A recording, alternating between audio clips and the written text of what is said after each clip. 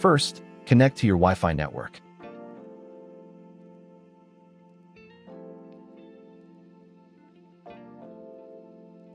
Open a web browser and go to the address you see on the screen. If none of these addresses worked, then find the address printed on a label on the back or bottom of your router. If this address also did not work, then watch my other video where I show how to find the correct IP address of the router and then return to this video. All links are in the description. After entering the correct address, you will be taken to the login page. Here, you'll need to type in your router's username and password. For most NETGEAR routers, the default username is admin, and the default password is password. After entering your login details, click this button. If these details do not work, then find the default information on the label on the back or bottom of your router.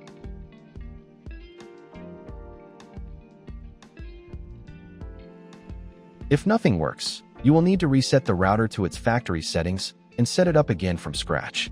Links to videos are in the description.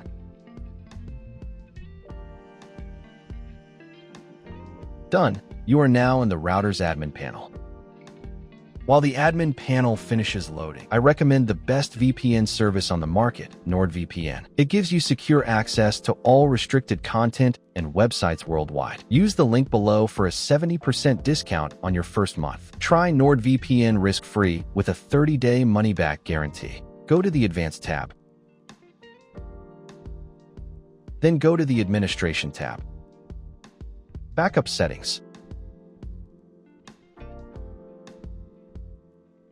Click the Erase button. Confirm your choice.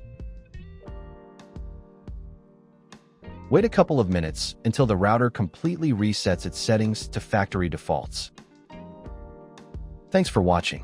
Don't forget to secure your connection with NordVPN using the link in the description for that 70% discount.